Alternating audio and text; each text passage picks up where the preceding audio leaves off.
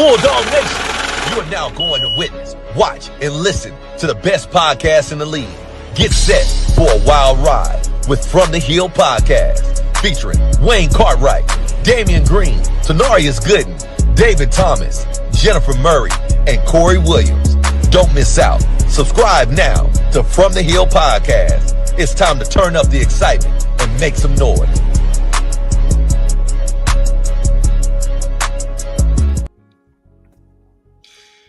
What's good, fellas? Welcome, everybody. What's going on, fellas? What up? What's going on? Man, everything is everything. Just got back from down there in Alabama this afternoon. I drove back. Had a good time down there. The meet, the championship. Yeah, did the SWAC Indoor Championship, man. It was a great time. Got a chance to work and put athletes on the track, man. Even did some lap counting of the 5,000. So it was interesting. Lap counting of the 5,000. I mean, I've done it where I've actually ran the lap counter before, keeping in track of the leader, but this time it's like they give you a tablet and you just sit there. They give everybody 2 runners, and every time your runner passes the finish line, you write what time they passed on the clock.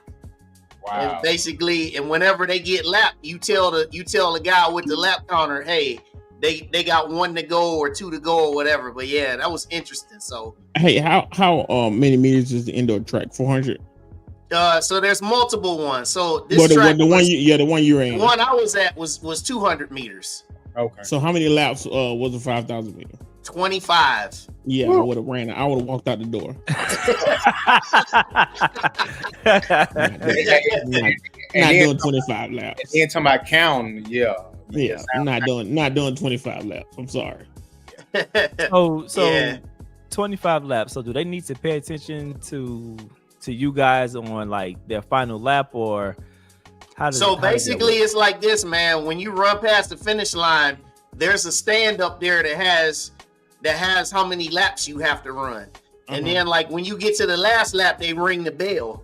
And when they hear the bell, and then the crowd get crazy when they hear, it's funny, everybody is dead silent until the bell ring, and they know it's almost over, and they get crazy.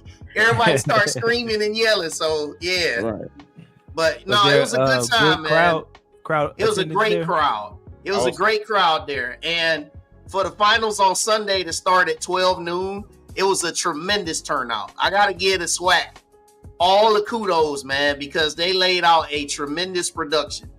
What you saw on SWAC Digital Network, if you saw it, it didn't even do it justice. It was that awesome in person. And also, Commissioner McKinnon was not there just on Sunday. He was there the entire time on Saturday. And that meet on Saturday lasted 6 hours. And he was there the whole time. So shout out to Commissioner McKinnon and all his crew, because a lot of these conferences you do, man, the commissioner may never show up. And if they do, they only show up like an hour before the meet is over to hand out the trophy, take 3 pictures, and then peace. So shout out to them, man. It was great. Enjoyed it. So yeah. But also I had a great time with you, Corey, on Thursday night at the women's game. That was great.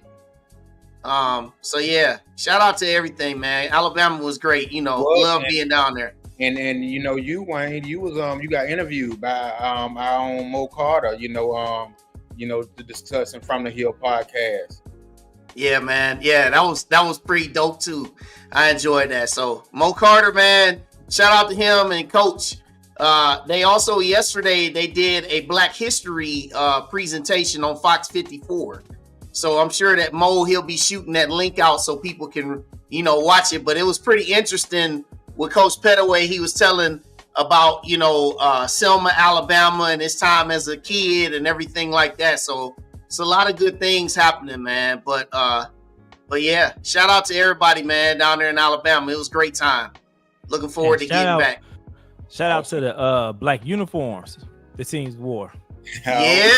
Those are some dope uniforms. Yeah. Hey, and the softball debuted their black uniforms today as well. Hey, okay. Yep. So hopefully I'm gonna put this out here.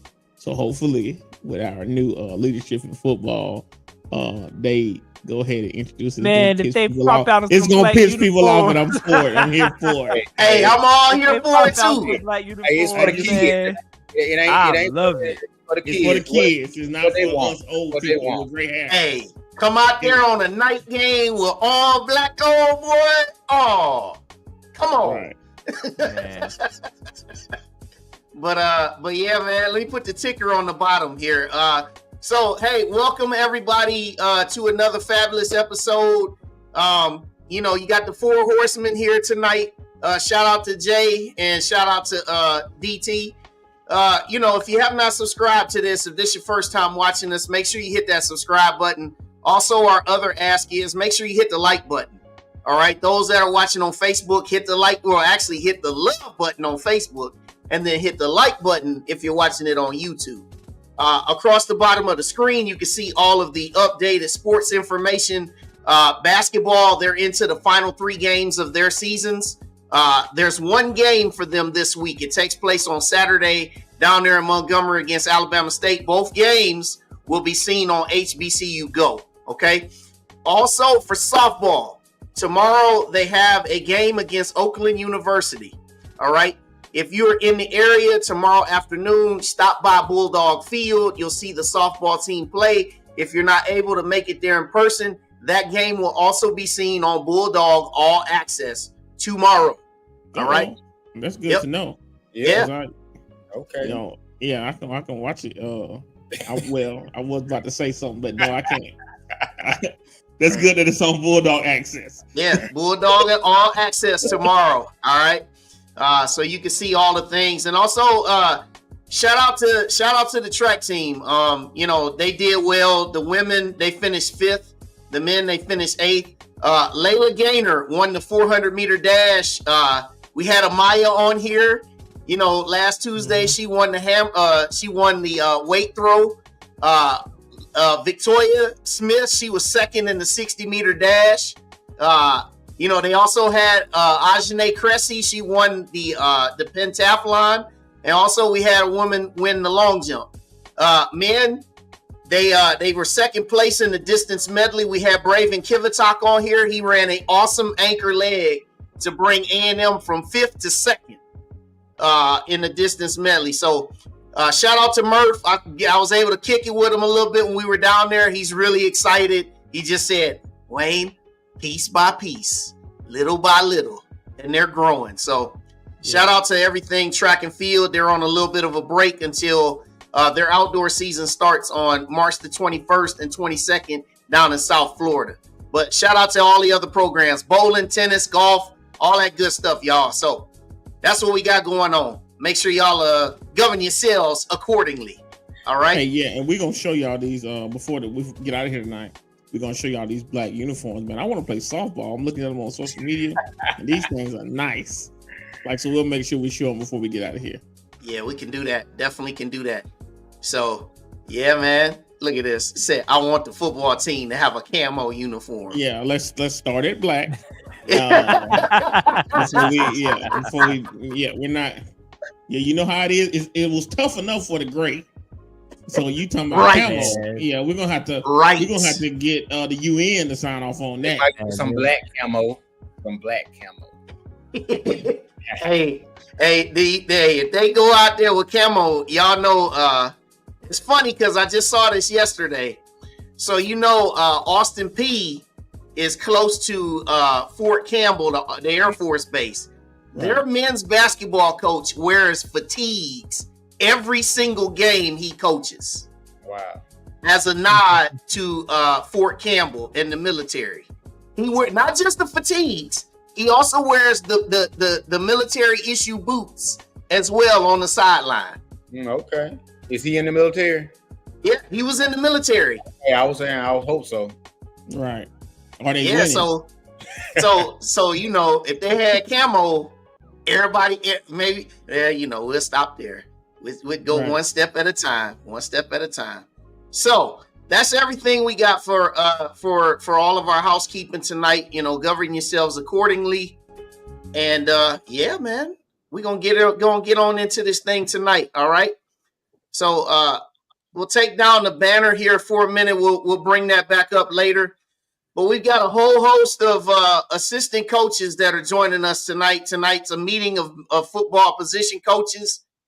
We were fortunate to have had on new head coach Sam Shade. We've also had on our offensive and defensive coordinators in previous shows, and now we get to have a lot more of the staff on. So joining us tonight, we have first up, we have our tight ends coach, Mr. Lawaan Latson. Good evening. Yeah, how you doing? Doing well. Next up, we have our running backs coach, ladies and gentlemen, Mr. Jamal Fobbs. Good evening, Jamal Fobbs. Good evening. How you doing, brothers? Doing great, man. Next up on the list, he played in the NFL, and he's our defensive line coach. Ladies and gentlemen, Mr. Marco Coleman. Good evening. Hey, what's happening, guys? What's good? Welcome. Doing great. Awesome. Also, next up, our linebackers coach. Ladies and gentlemen, give it up for Ronald McKinnon. How you doing, fellas? Hey, man. Doing great, man. Doing great. Sound like the basketball starting lineup. Next up tonight, we have our wide receiver coach. Ladies and gentlemen, please give it up for Coach Carter. What's up, fellas? Going on. Welcome. We got the crew on. Oh, yeah. And last, but certainly not the least, your quarterback coach. Ladies and gentlemen, Mr. Kenton Evans. Good evening. Good evening, man. Good evening. Man, we got a full house today. We got a full house tonight, everybody. I love this. Full house tonight, everybody. So we got our panel, everybody in the comments. All right. As time permits, as you know, if you got questions, ask them in there. We'll make sure that we get a chance to get to some of them. Okay. But tonight it's a full house, and we're excited to have all you gentlemen on. So we definitely gonna roll right on into this. So, Mr. Corey Williams, you get to kick us off. How you doing, coaches? I'm CK Williams. Glad to have you on the show. First of all, welcome to Alabama A&M, and I know the transition, came, and and I'm pretty sure it was pretty hectic.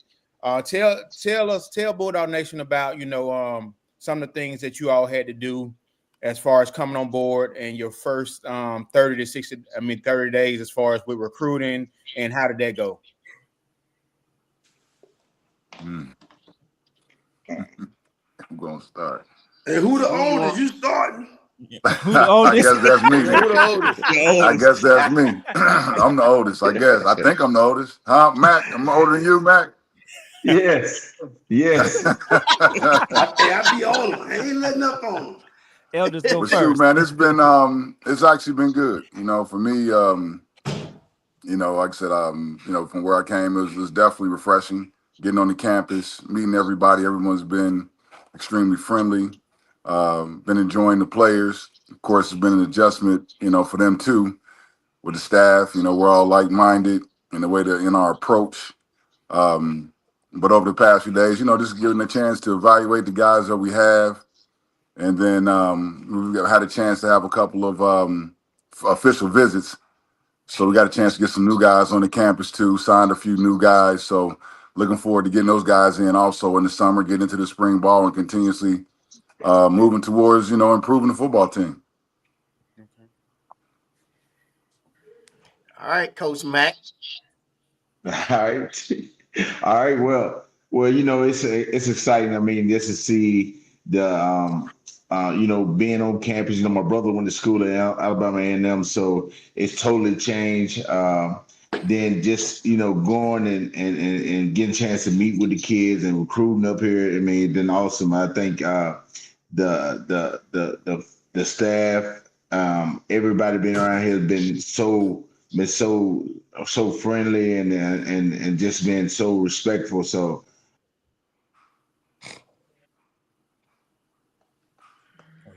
Did we lose him? All right.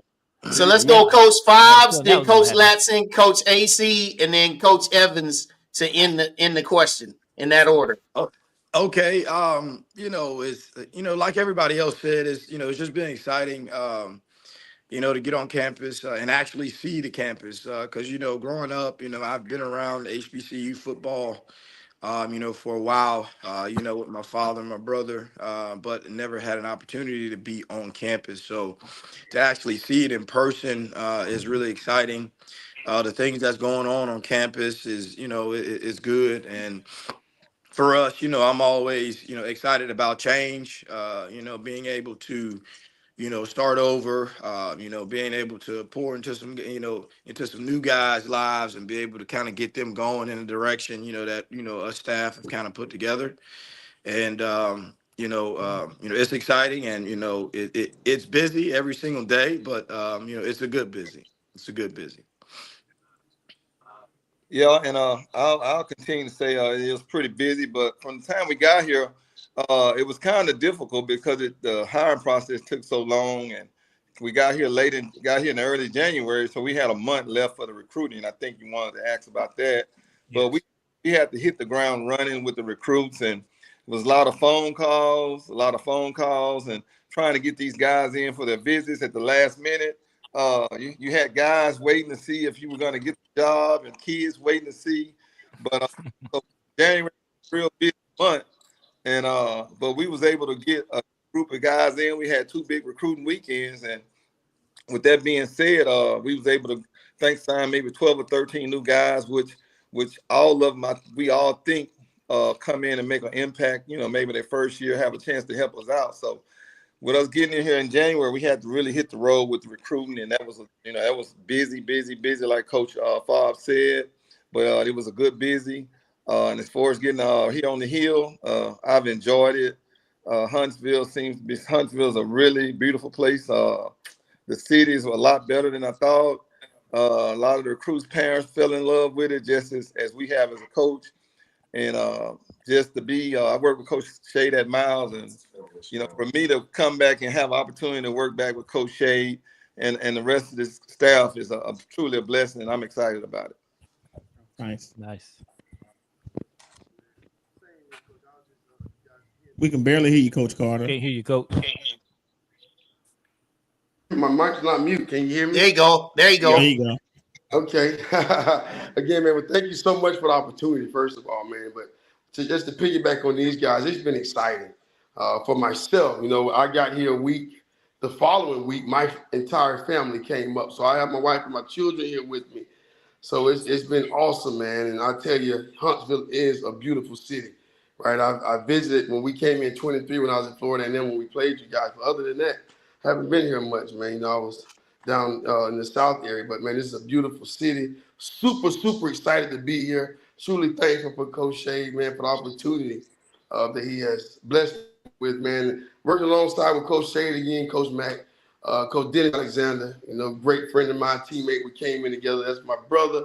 Coach Fobbs, my big brother, man. And just to meet Coach Evans and Coach Coleman and Coach Latt to work with those guys. Heard great things about them, but I tell you, this staff, like they said, man, we hit the ground running. And we are super, super excited for what's ahead of us, man. And I tell you, these guys are close. I've been telling these guys and all the staff, I played these young men last year. This was a good football team, right? Really good football team. We beat them by 7. They had an opportunity to win. So we have really good talent. I think it's super excited about what those young men are going to bring to the table, man. It's been awesome. The parents loved it. My wife loved it. So, man, I'm excited to be here. Awesome. Good deal. Yeah, as the guys have said, man, we pretty much had to hit the ground running, within that first month, man. Just trying to get these kids, trying to, go out and recruit and find good quality young men to bring into this program. And pretty much we only had maybe 3 weeks to a month to do it. And I think, all of us did a great job of going out, finding the right people.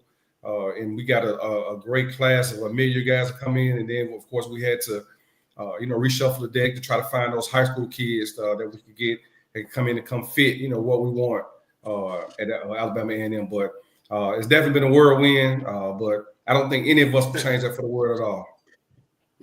Awesome. Nice.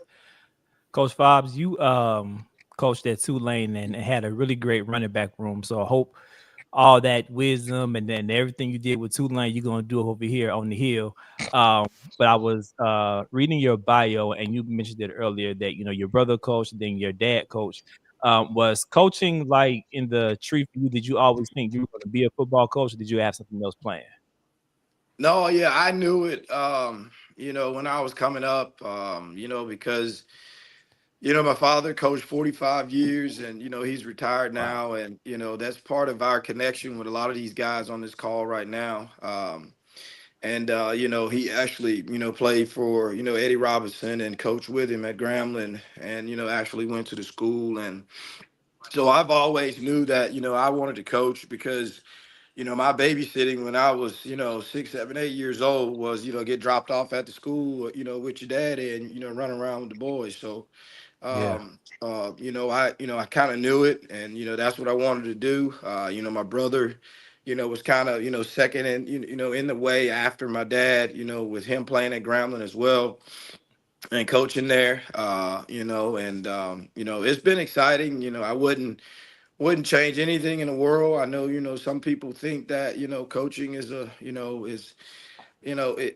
is a profession that you have to deal with a lot of things, but those are things that you accept in, in this profession. And, I love it. Have an opportunity to, move around the country and, see different places and, see different people and getting to know different people is, really exciting for me. And, just to have an opportunity to meet, people and to pour in the kids' lives. And, my plan is to, have that, the success we had at Tulane. We had some really good players. I don't take anything from those guys. I give those guys all the credit.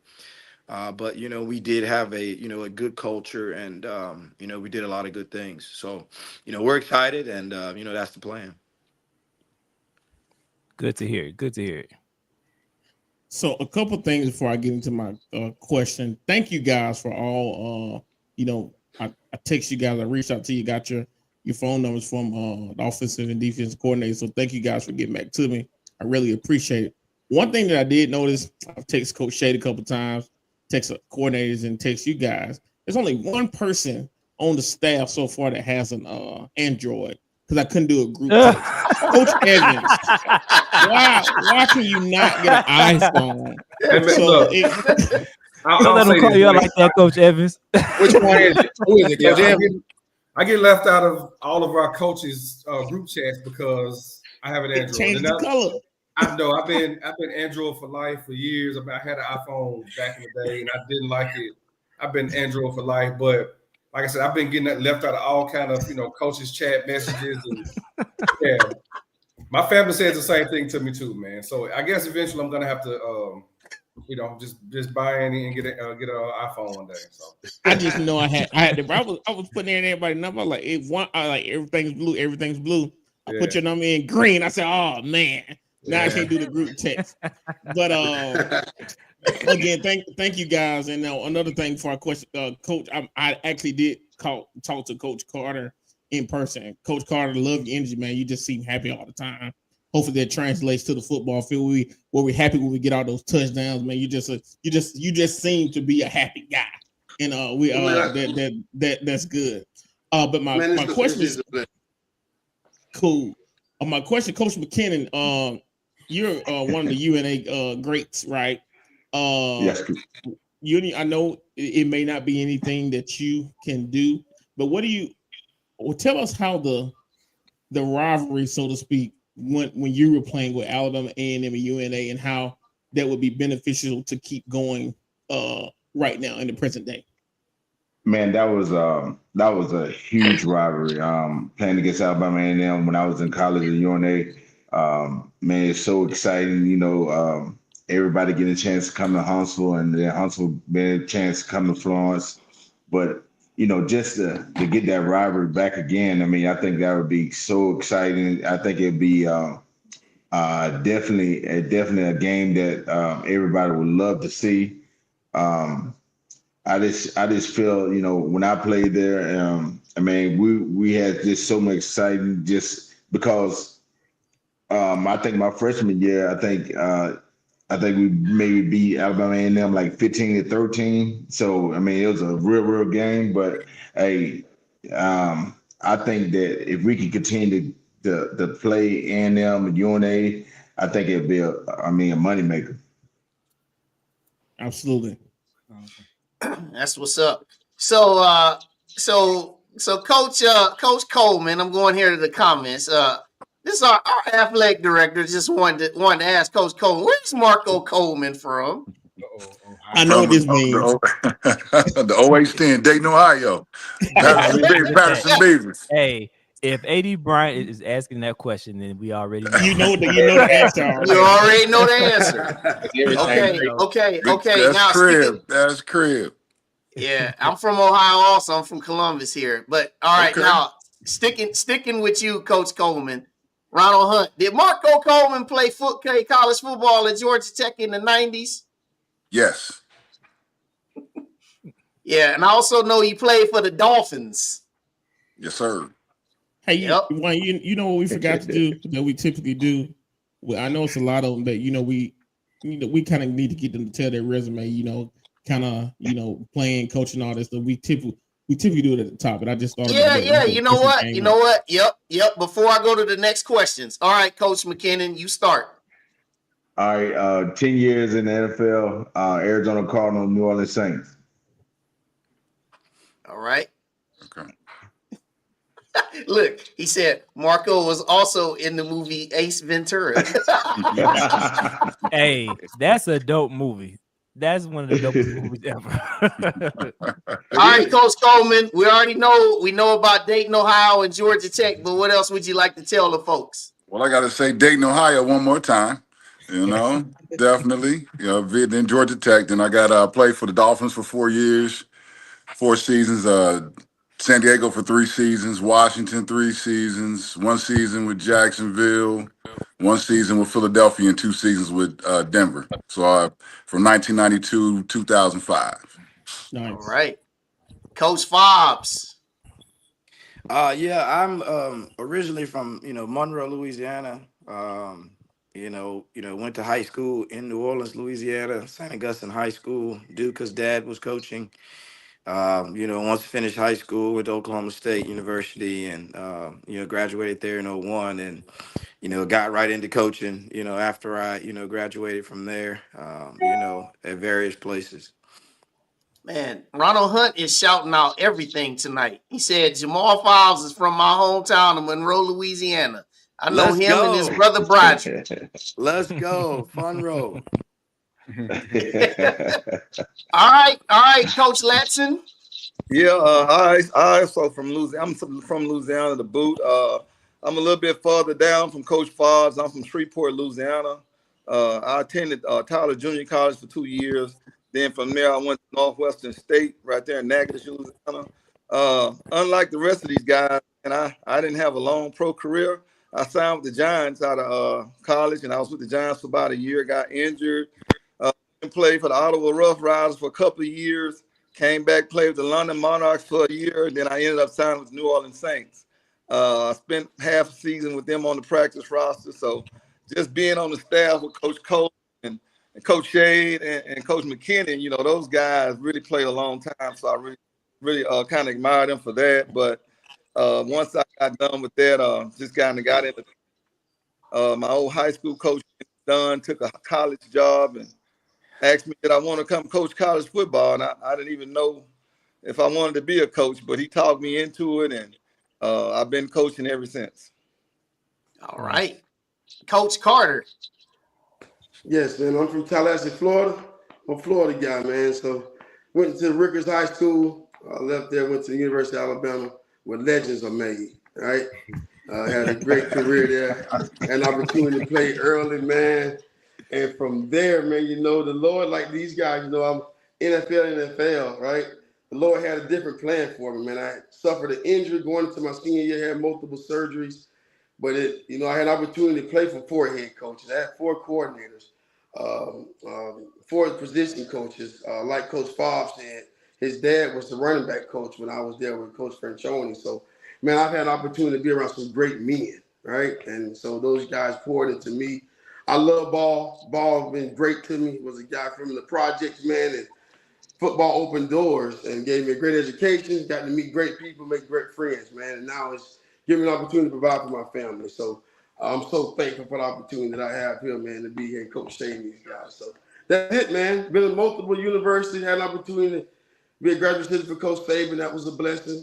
Played for Dabo Sweeney. He was my receiver coach. And so, man, again, I've been under some good young men, I would say. They ain't old men, they young men. And I'm super excited to be a part of their treat. All right, Coach Evans. All right, originally from Memphis, Tennessee. Me and Coach Alexander went to the same high school. And from Westwood High School, I went to play at the University of Memphis. And then I transferred to Tennessee State University of Nashville. And after I left Tennessee State, I played arena football for 8 years before I got into coaching. Coached high school football, started out as a middle school coach in Nashville. Then I moved to Atlanta, started out as a high school JV coach. Then I moved at Cedar Grove High School, was there for 2 years, then went on to Towers High School, then ended up getting a job at Martin Luther King High School in Atlanta before I got my first college coaching job at Valparaiso in 2013. The head coach there got let go. So the new guy came in to let everybody go. So I ended up going back to Atlanta for 2 more years before I moved back home to Memphis. But I've been coaching college football consecutively since 2017. So I was at Brevard College for a year. Then I moved on to Central Methodist for 2 years as offensive coordinator in Missouri. Then I took the quarterbacks coaching job at Arkansas Pine Bluff. And then I was then I went to be the offensive coordinator at Mississippi Valley for 2 years in 2021. Left there, went to Morehouse for a year. Was at Miles last year with Coach Shade, and now I'm at A&M.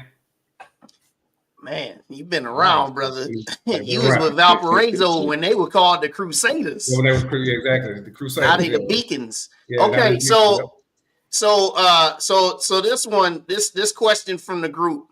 All right, we're gonna start here with Coach McKinnon, and then we'll kind of go through because this can address a lot of questions. This has been a similar question in the group from a lot of people. So, Coach McKinnon and everybody, what goals do you have for your individual position groups? What mindsets do you hope to transition your position groups in the future? Coach McKinnon, we start with you. Man, that's a great question. I tell my kids all the time, I mean, you gotta start off with goals. Like, for instance, first and foremost, you gotta have the kids to graduate out of college. Main thing, they're student athletes. You want to make sure they get their degree.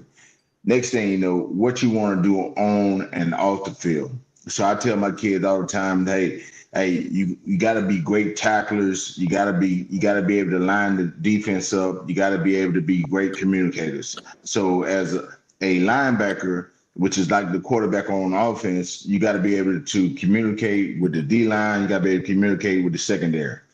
Then also, I talked to him this morning was definitely about the mindset. You want to be smart, you want to be physical, and you want to play fast. And that's what, in my individual group, that's what we're going to be going about the threes: playing smart, playing physical, and playing fast. All right, Coach Coleman. Man, consistency. Consistent violence, and it being a way that we live, a lifestyle. We talk a lot of, we're beginning to talk a lot about the mindset that's required to play this game and to be able to sustain and be consistent. It's something that you can't turn on and turn off. And so that's the development that we're going through now, is being able to adjust our mindset to live in a certain manner so that we don't have to get ready. We stay ready. You know what I mean? And like I said, and violence is at the top of the list of other things that we're really trying to develop on a consistent basis. And that's not necessarily, and that's not outside of football, being able to have control. I guess I could say controlled violence. But that's what we're working towards. We want to make sure that we understand. As a matter of fact, if you look at I'll explain to the guys, your championship teams, all of them have great defensive lines. I mean, we always talk about the quarterback. I know, Coach Evans, but it ain't nothing getting done if the defensive line is not dominant. Right?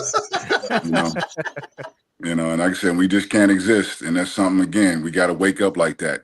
We can't be trying to work to get ourselves up each and every weekend. It's just got to be that's just who we are. And so we got a good group of young men, but it's definitely a development in that regard that has to take place so that we can function and do the techniques in the proper manner to be dominant so we can have a championship football team. That's what's I like up. that. I like that. That's what's up. All right, Coach Fobbs. Yeah, like Coach said, I guess the first thing that I did with each individual person in my group, we sat down with a one-on-one and kind of talked about, some of their goals and some of the things that they want to get out of each day and each week, and also me talking to them about them understanding, I was going to hold them accountable, to those things.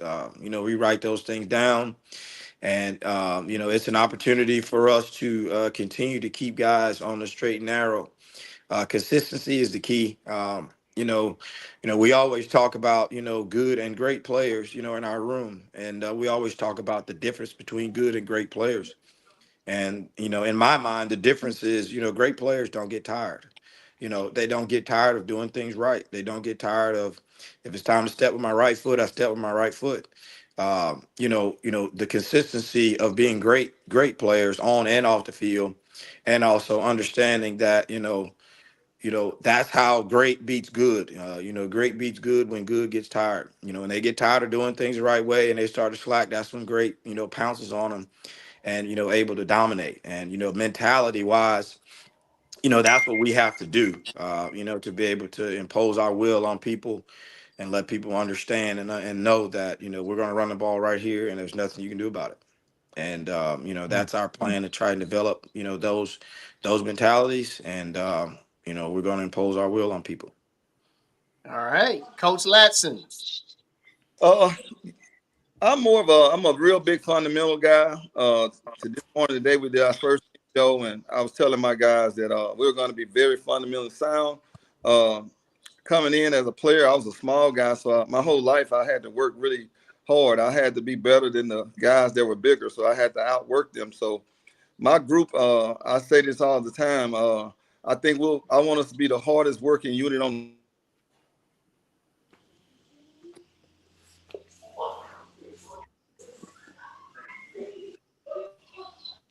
We lost him. You got me? Yeah, you said you want to be the hardest working unit on the team. Now we lost him again. He's on mute. Yeah. No, he's actually not on mute. Okay. Is it me? Yeah, go ahead, Coach Carter. Oh, I'm sorry, man. Yes. I tell you what, talent ain't enough. I'm gonna start there, right? Can you hear me now? I think a call came in and I lost y'all. Where did y'all? Okay, yeah, finish real quick. You said you want to be the hardest working unit on the team, and then it cut off from there. Turn on. Turn your 5G up, Coach.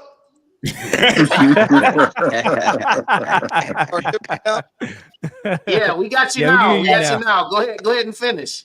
Okay, man. What was the last thing you heard? You said you want to be the hardest working unit on the team. Yes, sir. Yeah, we're gonna be. I want my unit to be the hardest working unit on the team. I'm coaching tight ends this year for the first year, and I'm really excited about it. But in the past, I've always had a really good group of guys that kind of lead by being really high motivated guys, intensity guys, and I think we're gonna, from a tight end standpoint, I want us to be different. I want us to learn to stretch the field, make plays, and be really good blockers. So I'm excited about it. And if you want to see some fundamentally sound guys, just look at the group of tight ends, because I can promise you, if we nothing else, we will be fundamentally sound, and I think we're going to be pretty good this year. All right, wide receivers with Coach Carter. This should be great. We can barely hear you, Coach. Barely. I don't know. Can you hear me? We can hear you better there. Go ahead. All right. Man, I'm super excited. I tell you, my group, we're gonna be disciplined, right? You talk about wideouts, right? Those guys that, right? They're the prima donnas, right? We're gonna do that, but we're gonna have some action behind it. Can you hear me, guys? Yeah, we can hear you. We can Okay, hear all you. right, all right. And man, I'm just telling you, it's gonna be exciting when you come see us, right? We're gonna be disciplined, and we're gonna have high football IQ, right? It's all about teaching.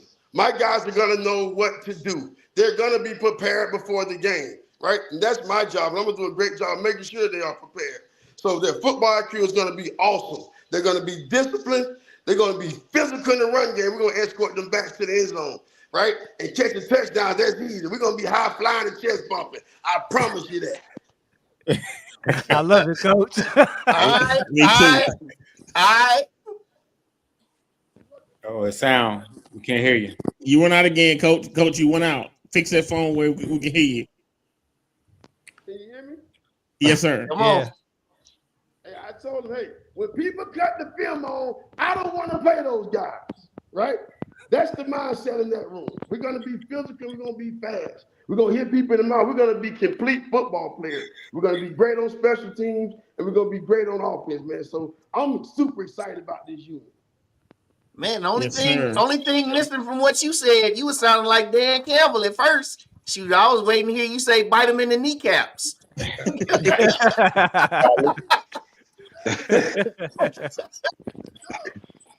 All right, Coach Evans. All right. As far as you talk about individual, goals. Basically, the thing for me is I got 4 guys in my room right now, and I want one of them to just, be the clear cut, leader, clear cut starter, in that Right. group. And I want someone that's, basically what kind of goals that I have. I want somebody to be all conference. That's a goal that I have. That I told those guys specifically. I want somebody in that room to be an all-conference quarterback, whether it's first team or second team. I want somebody in that room to be an all-conference guy. As far as our mindset, I just want my guys to be, tough mentally, emotionally, and physically. Because you think about the quarterback position, you're gonna get a lot of blame when you don't deserve it. You're gonna get a lot of praise when you don't deserve it. So, and again, you got the football. You're gonna get hit. You're gonna get driven into the ground. I don't want guys laying on the ground. We got to get up. Next play mentality. You may make a bad throw, a terrible throw, but I want you to have that next play mentality. So I want guys that, basically with that toughness, that tough mind, that be emotionally and physically tough. Basically, that's what I want for my quarterback group. All right. Yeah, Go just ahead, so everybody know, Coach Coleman said he had to step away for a call. He enjoyed being on and looks forward to coming back next time. Absolutely. Okay. Coach Evans, Yes, you went to Tennessee State, and of course, we're playing your alma mater this year. Sir. And I saw that you were able to reconnect with some at the HBCU bowl game, the Legacy Bowl this past weekend. Talk about that and what you look forward to as far as going back to play your alma mater. Yeah, when the schedule was announced, I had so many phone calls from friends and family. I think they were more hyped up than I was about that game. But just looking at it, I mean, Tennessee State is my alma mater. Definitely looking forward to going back there and going to Nissan Stadium, a place where I played and had some fun at.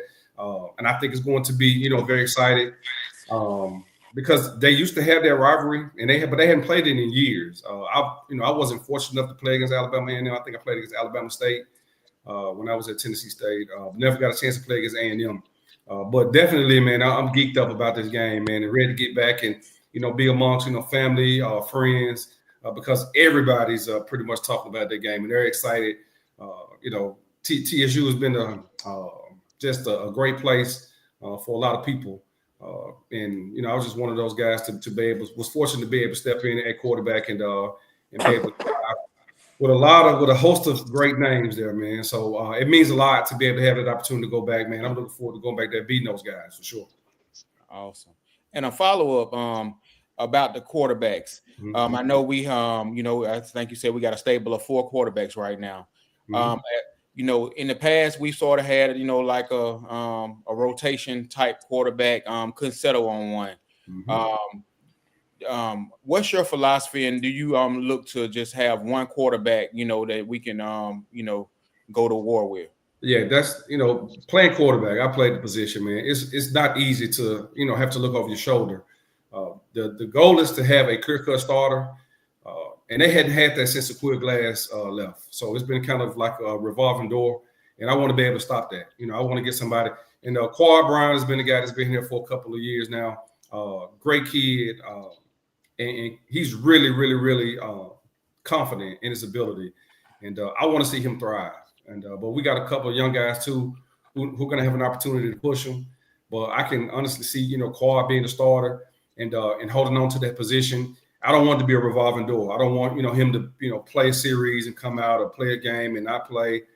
That's not the type of mentality I have as a coach. I want to be able to stick with one guy and let him play and let him play through his mistakes, whatever they may be. And that's pretty much my thought process when it comes to that. I don't want to have to play two QBs, and hopefully that won't be the case now. Awesome. Okay. Thank you, Coach. Yes, sir. And just a little bit of education for the coaches. We don't say that school's name that's down the street. I got you. We always just say that school down the street. We don't. Yeah, that school down the street. Yeah, there you go. Wanted to switch gears a little bit for Coach Latson's. Coach, you have a book out, right? And the book is called, let me get the name of it so I don't mess it up. The book is called A Fighting Chance, and it's like a motivational book, right, for athletes, and you have some of your real life experiences in this book. Talk a little bit about what made you write the book and what you want the athletes to get from this book, or anyone who reads it. I wrote the book. It's kind of funny because I wrote the book about 2 years ago. It was before the NILU came and all the transport portal came, maybe 3 years ago, but I kind of let the book come out about the same time, not even knowing that was going to happen. And the book is about just my story being, I was a really good high school player. And for some reason, coming out of Shreveport, all my buddies and stuff was getting scholarships. And I had made all state as a player. But like I said earlier, I was really small. And I got overlooked as far as getting a scholarship out of high school.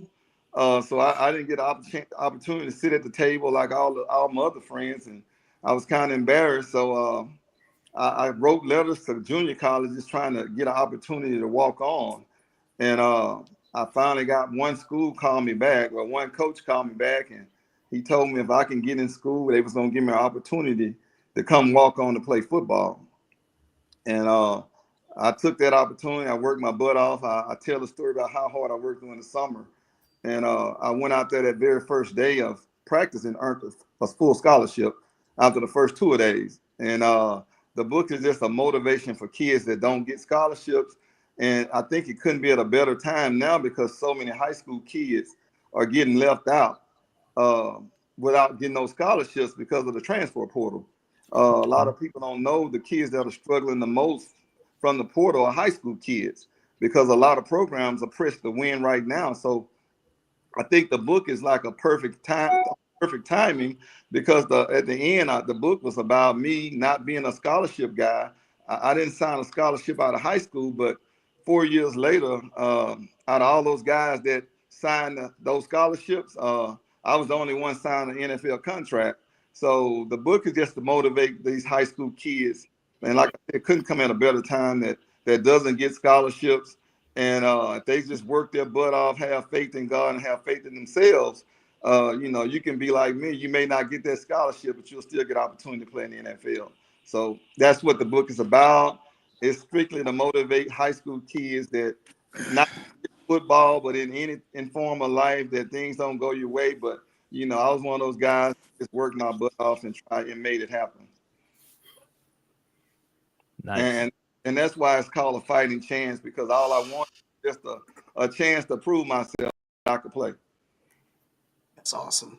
I like that. That's one thing David gonna find out. If you wrote a book in middle school, he's gonna bring it up.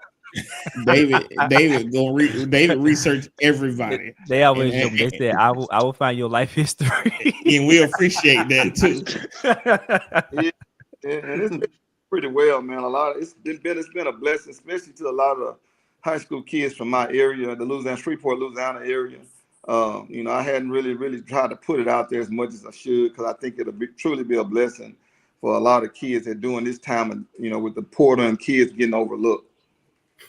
And we're they're gonna not put it out here today. Send me the link. Send me the link in the picture. We're gonna put it out there for you. Yeah, Absolutely, we will. Not getting overlooked because they're not good enough. It's just, when in the portal, man, you get an opportunity to get kids that are already experienced and been to college, opposed to a high school kid having to come, develop, and it's really hurting the kids. Mm-hmm. Nice. I want to go back to Coach Evans for a second, man. You said, me and Corey, we are always next to each other in the games, and you said exactly what we say to each other in the game out of frustration. Man, we're tired of the rotating musical chair, is what we call it, with the quarterback, because he's always looking over his shoulder like, hey, and scared to make a mistake. Am I going to get pulled out this time? And then you said here that you want Quad Brown could be a great leader. So I appreciate you for actually saying a name and putting it out front, because there's so many times we've been guessing like who's going to start the game or who's going to start the next drive. So glad to hear your stance on that, and you kind of feel the same way that we feel as being a quarterback yourself. Yeah, being a quarterback, I've been in these guys' shoes before. I've had an opportunity to play it. And I've also, been in a situation to where I got to look over my shoulder. I'm trying to go out there and play mistake-free football, but I can't because I'm worried about, if I do something wrong, if I make the wrong check, if I don't throw it to this person, if I don't throw it to that person, am I going to get pulled out of the game?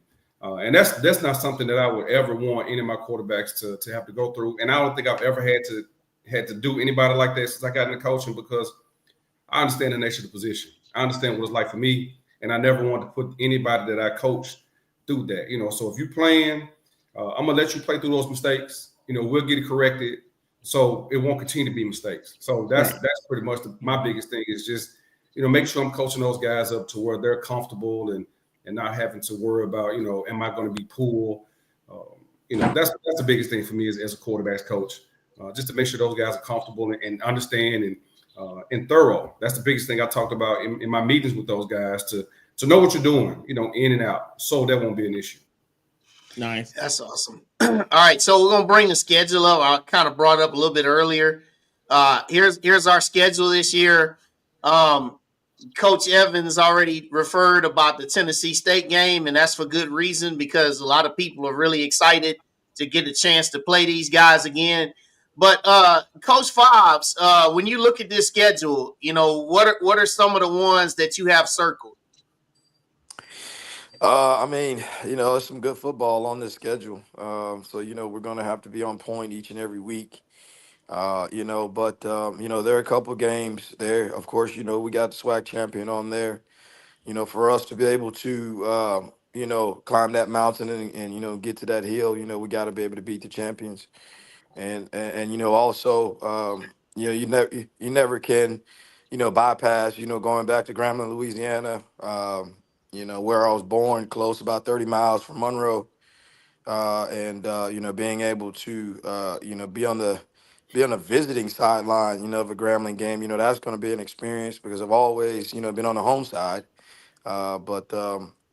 Those two really kind of stand out to me, even though, each and every one of them is going to be important. Yeah. Coach McKinnon, what about you?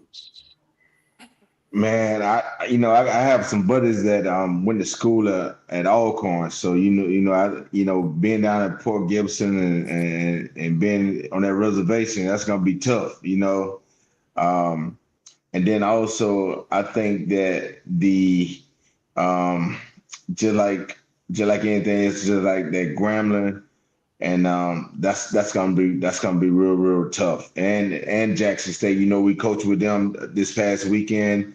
They got an outstanding coaching staff. They are when you look at Jackson State, they're on top right now. So whatever we do, we gotta be able to beat Jackson State. Yeah. Coach Latson, what about you?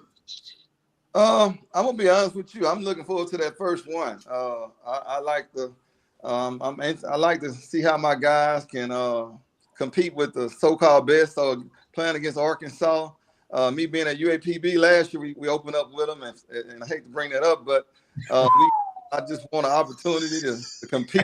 Oh yeah, I hate you brought it up too. That's all I can say.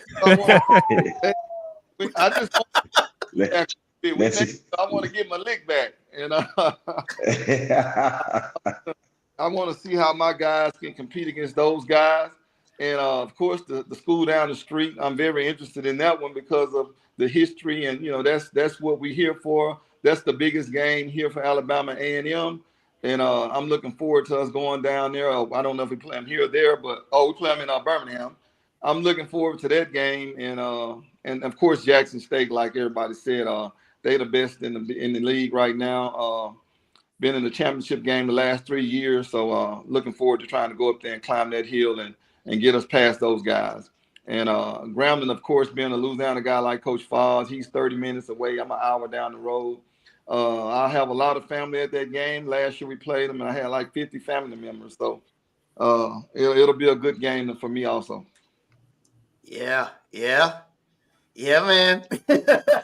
Yeah, you talking about that Arkansas game with UAPB? I was like, we got to come out there and do better, man. That first week we felt bad because we got slaughtered, and then the next week every other SWAC school did the same. So yeah, Corey and I went to Auburn, and we had to watch us get slaughtered from the press box. I was like, Jesus, let's go. I know it was crazy because like we got beat by the same margin as UAP. Y'all got beat by 70. We got beat by 70. Right. But they gave away a touchdown almost on every drive we did. Clear it up, Corey. You go into those games trying to come home injury-free. Really, you want to try to finish those games and not have any major injuries when you're going into a game like that. But you definitely want to see how your kids respond to those type of that type of environment, because it's going to be a huge environment at Arkansas. So that's one of the games I'm looking forward to as well too, just to see how guys respond.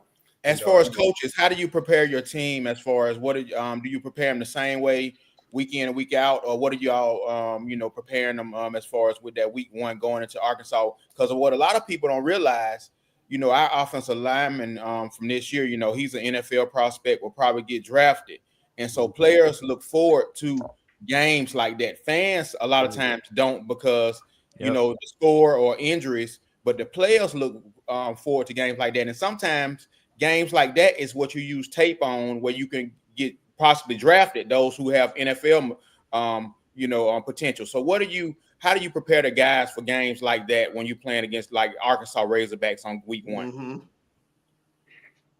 Go ahead, Coach Fobbs. You take that one first. We go into it with goals, goals that we want to accomplish in those games. And really think about us being able to accomplish those goals. One, of course, is staying healthy, no big issues in the injury world, and also us being able to execute and and have all 11 guys doing what they're coached to do. We understand that the opponent across from us, but if we can execute and do the things that we're coached to do, that's something that we can kind of go into with a goal and being able to execute and be able to, be successful. Yeah, and Coach McKinnon, from a defensive standpoint, with this question, I'd be interested to hear your take about that from a defensive standpoint. You still with us, Coach Matt? He might not can hear us. I think that's what he's doing, trying to adjust the volume. Coach Matt, can you hear us? You can see him, but I don't know if you can hear us. Yeah, I don't think he can hear us right now. Okay, Coach Evans, go ahead. Yeah, again, Coach Fobbs just touched bases on it, man. You want to go see the execution. You want to go see if your guys can execute the game plan that we've already been watching film on Arkansas. We watched film on those guys a couple weeks ago, and the biggest thing is just you want to go see, can all 11 guys execute? That's really what you want to see. And of course, when you leave that game, you don't want any torn ACLs or MCLs or any shoulder injuries or anything like that. You want to be able to come home and be healthy and get ready for that next week. But I'm looking forward to going to fight, and not quitting, and going to put our best foot forward and put the best product we can on the football field. Yeah. I don't know. Do we have Coach McKinnon? We got you back. You hear us? No, we don't have him. I don't think so. But I tell you, the one thing that I just want to make sure of is when we play Arkansas, keep them Woo Pig Suey chants to a minimum. Most definitely. No. All right, so we'll get you guys out of here with Dave. Dave's got this great question. So, Dave, go ahead, man.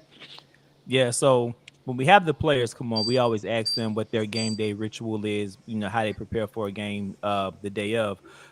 With you coaches, want to give it a little twist a little bit, because again, we like to get to know our players and coaches outside of football. So off of a first impression of someone meeting you, what's something that you enjoy that they wouldn't expect you to enjoy? Coach Evans first. So give me that question one more time. Off of first meeting you, someone just meeting you for the first time. Yeah. What's something that you would enjoy that they wouldn't expect you to enjoy? That I love writing poetry. That's what I do. That's something that I like to do, and nobody would think that being an athlete, a former athlete, and a coach that I like to write. So I like to write and I like to read. So that would be something that people really wouldn't think, but that's what I like. All right, nice. Coach Latson. I'm a very respectful, humble guy, but I love trap music, so I'm gonna listen to I'm gonna listen to a little Cheesy and a little Yo Gotti. So you may not know. I ain't mad at it. I love that, man. So he writes a book and he loves trap music. That's what's up. All right, Wayne, that could be the title of the new book. I write books and I love trap music. Hey, Coach Fobbs, you got to come behind that now. Let's hear it. I know.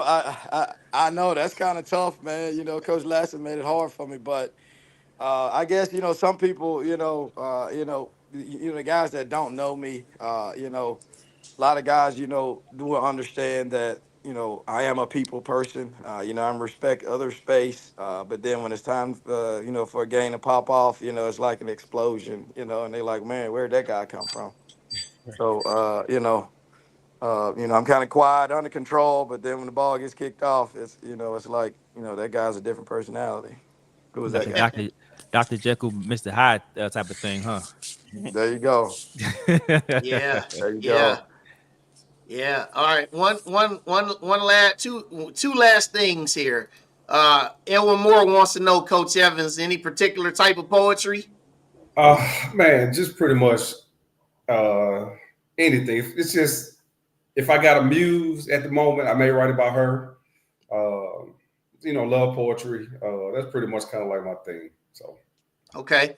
And then here's the last one. None of that roses are red, violets are blue like I would. No, I'm a little bit deeper than that. I try to get a little deeper. Oh, okay. He's trying to make love to her mind and her soul. Yeah, there it is. Man, I'm loving this. Okay, we'll get y'all out of here with this one. Man, shout out to J. Rob, man. This dude, man, he's submitted some great questions tonight. All right. Yeah. So starting with Coach Fobbs, then Coach Latson, and then Coach Evans, you can anchor this. Yeah. Coaches, what do you need from us, alums, fans, university, to elevate your success at Alabama A&M? Just come out and support the guys in any way that you feel fit. When they see the support coming out, watching them play, I think it'd be really beneficial for them. That's what's up, Coach Latson. And what was the question again? You cut out. I didn't hear it. Yeah, it's right here. Coaches, what do you need from us, alums, fans, university, to elevate your success at Alabama A&M? I think just come to the games, man. I think I want them to come to the games and let them know as alumni and the staff that they hired the right guy by bringing Shade in, and I think he's a great man, and I think he deserves the support not only just of the alumni but the city. I just hope that would really benefit us and the kids. If they can look up and see people in the stands, and I know that's going to come with wins. So if we can start winning and get the whole city of Huntsville behind us, I think that'll really benefit us as a team.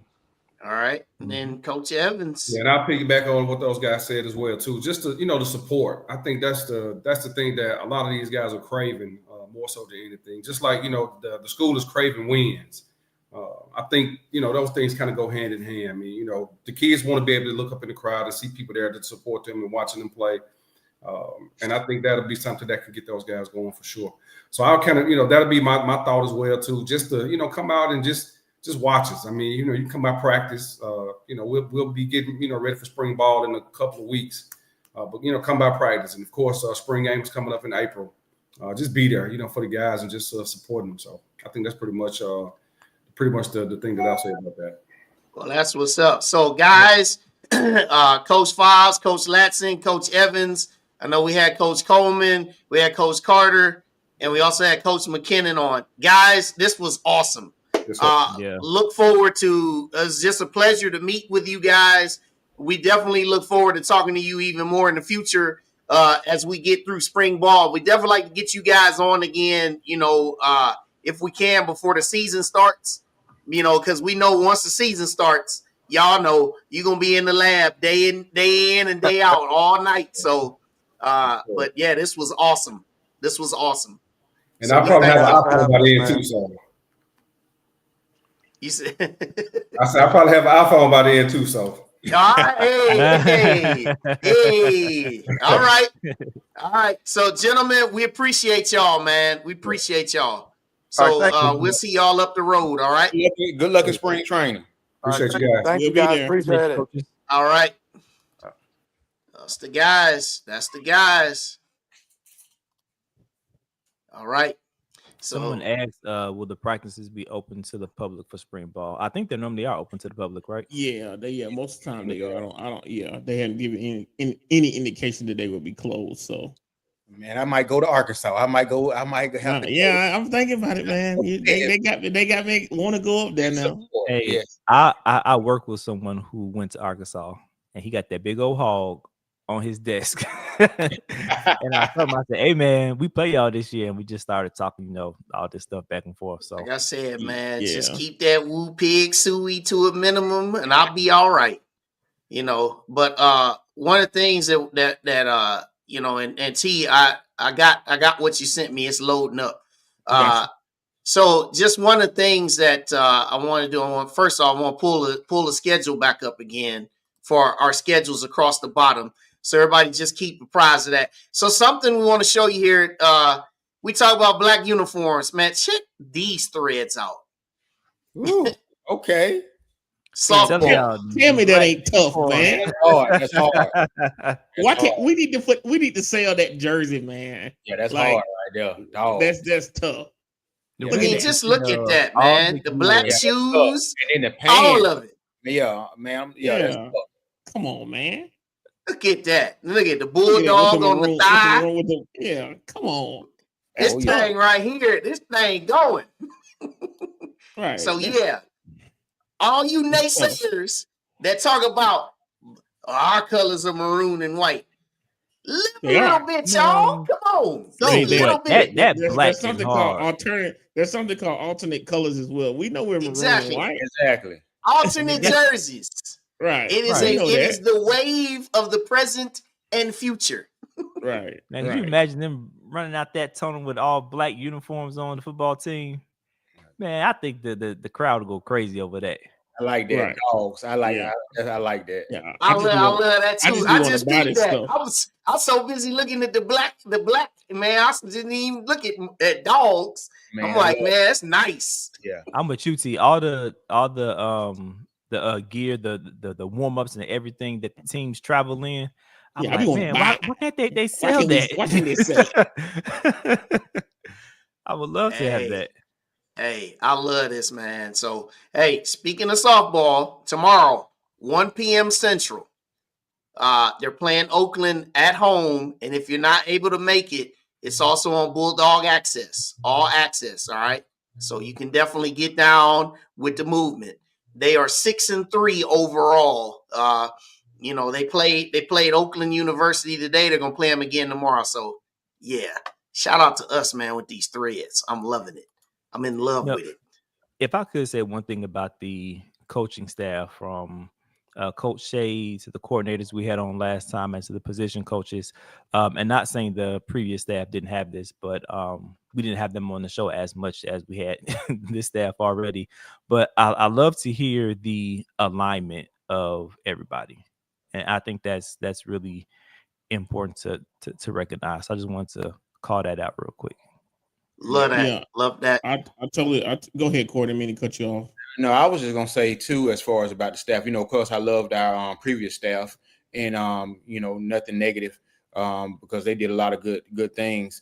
Right. But this current staff, I'm very impressed with the experience. I just think as a player, having coaches that have coached on all levels and played on all levels, and the years of experience, we have a very experienced coaching staff that I think players will be glad to play for. I'm excited about the development, and also looking forward to the special teams aspect as well. I know we didn't have a special teams coach on, but I think Bulldog Nation fans will be very impressed with our special teams coach and the experience that he comes with, because a lot of games are won and lost on your special teams. I think we will definitely have a great special teams.